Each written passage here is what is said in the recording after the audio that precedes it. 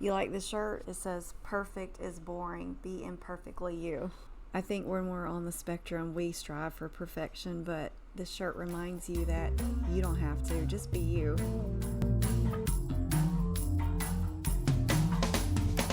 Hi, and welcome back to this video. This video is going to be about obsessive daily routines. It was highly voted on as a topic that y'all had an interest in. I'm going to first define it, and then in the second part we'll go into detail and discuss it even further. So first, let's start out by defining what does it mean to be obsessive when it comes to autism. Okay, I'm going to put it right over here for you so you can follow along with what it says. Severity is based on social communication, impairments, and restricted, repetitive patterns of behavior.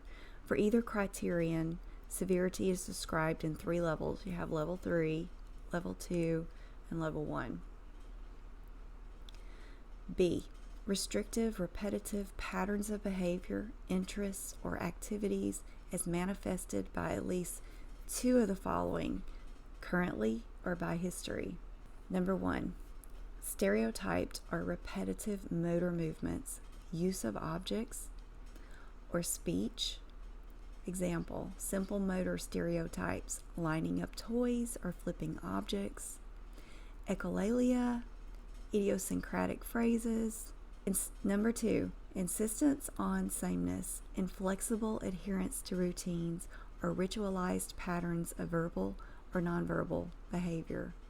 Examples, extreme distress at small changes, difficulties with transitions, rigid thinking patterns, greeting rituals, needing to take same route or eat the same food every day. Number 3, highly restricted, fixated interests that are abnormal in intensity or focus. And number 4, hyper or hypoactivity to sensory input or unusual interest in sensory aspects of the environment.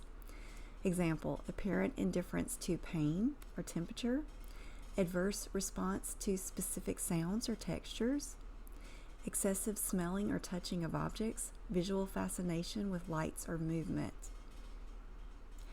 I think number 4 to me sounds like sensory processing disorder. I don't know if they just lumped it into this area, but that sounds like the sensory issues that you may deal with.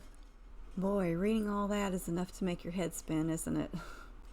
Okay, let's go into more detail on each of these to bring it to a personal level. Okay, starting with the first one, restricted, repetitive patterns of behavior, interest, or activities. Can you think of some things in your life that are repetitive for you? Things that you do every day. Things that if you don't do, it really affects your mood for the day. So some things for me, for instance, are my morning routine.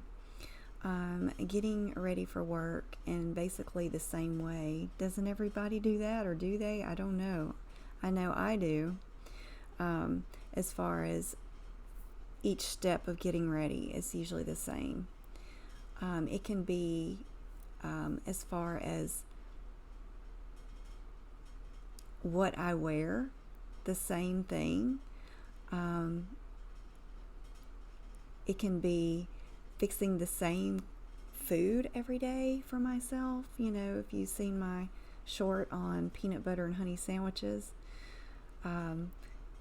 eating the same thing every day, the order in which I get my sandwich ready and take my medication, I take supplements, and all of that is done in the same order.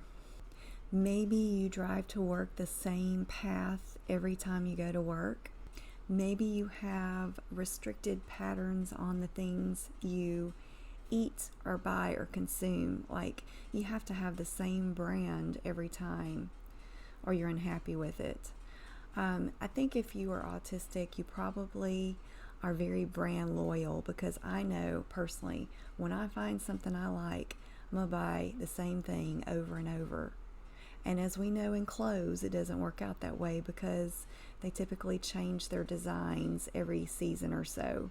So I can't buy that same pair of shoes every time that I want to wear, or the same pair of pants, because they don't make them anymore. So some stereotype of repetitive motor movements could be in speech. It could be echolalia. So here's what echolalia means.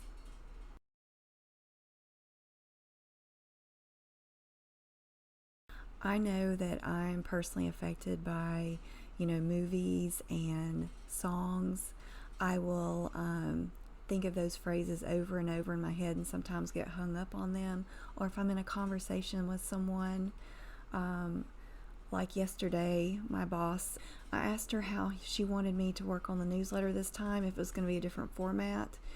And she said, well, I'll tell you what I want, but I got to figure it out. And then I just broke into song. I said, tell me what you want, what you really, really want. And then we just all started laughing because phrases like that stick in my head. Just tell me if you're autistic, do you do this too? Movie lines, songs, lyrics really stick with you.